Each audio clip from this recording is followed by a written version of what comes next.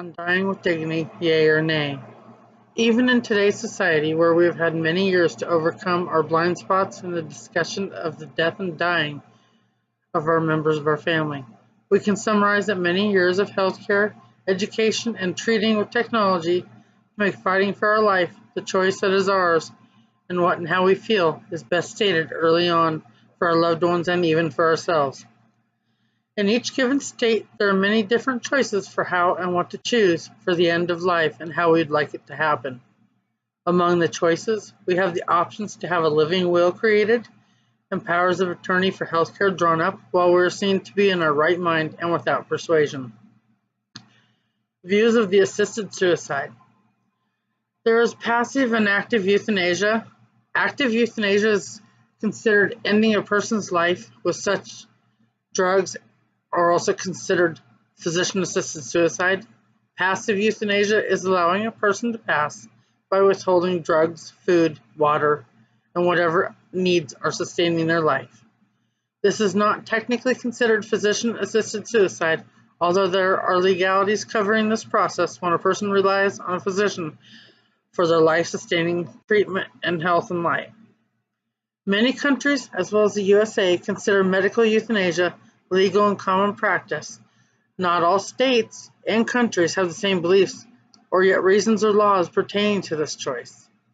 The Netherlands seem to have an open ruling on this. It has been used to assist and also euthanize infants and newborns when they deem extremely disabled or adults that are deemed chronically depressed. They also go on to report that not all those that receive the lethal dose know that it is being done, so this makes it a personal choice, or is it political? Does this say that the citizens of the Netherlands have a choice? They do now carry a "Do Not Euthanize Me" card on them at all times in case of an accident or unconsciousness. Here in the US, Oregon, Washington, and Montana have legalized the options of physician-assisted suicide, as well as Vermont considers that suicide with medications is a medical treatment option. In a report by the U.S. Health Division, it is stated that the patients requesting this were not in controlled or uncontrolled pain, but suffering from social and psychological issues. Such reasons why there's still many open, challenging questions about this. Such states are Alaska, Florida, Hawaii, California, Washington, Maine, and Michigan. They have all voted down the choice to have your self-assisted suicide, and yet Texas requires pregnant women to be kept alive at all costs and against their previous choices for any unborn child. In some instances, we find that society treats our animals with more compassion than we do our loved ones, as our pets are able to be put to sleep when they're suffering and writhing in pain, but our loved ones are expected to endure the pain and torture of whatever disease or diseases they are fighting to soothe our hearts.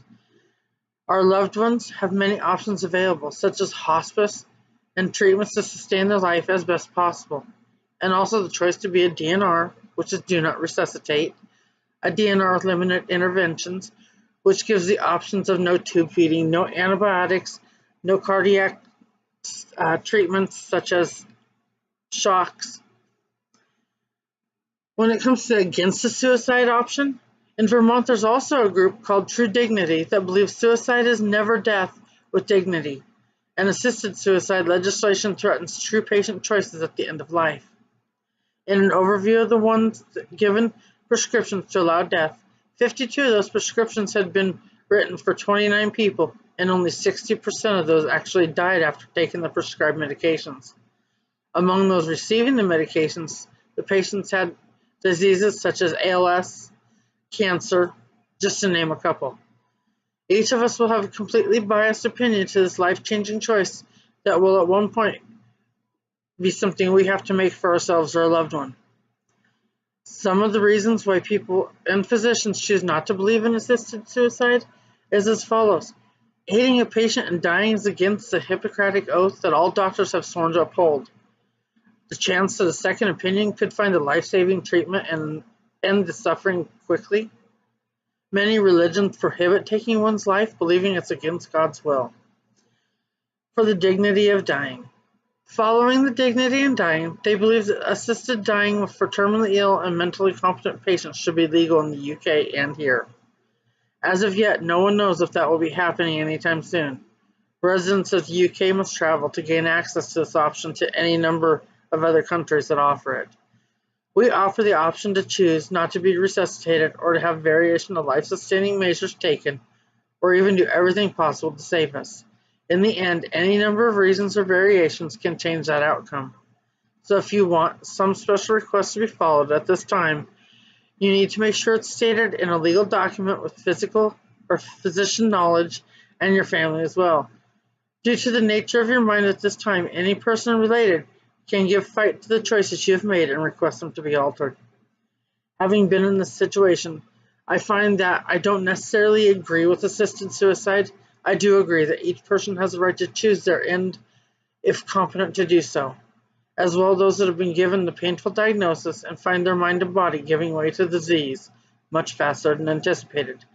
Having been there when the diagnosis of stage 4 pancreatic cancer with metastatic tumors throughout his body, including liver, lungs, kidney, and stomach, and it was growing fast, was given to my father in a room full of people. He stated he wanted no treatment and needed to make sure we followed his decisions.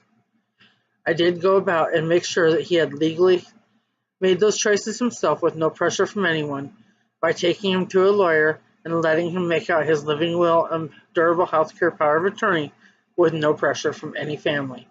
So that way, when the time came, he would be able to voice his opinion.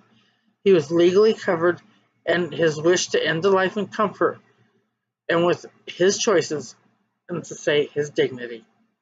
I, in my own mind and heart, specifically feel that the choice lays within the person and their loved ones, and to be able to have a dignified way to leave this world without suffering and enduring pain.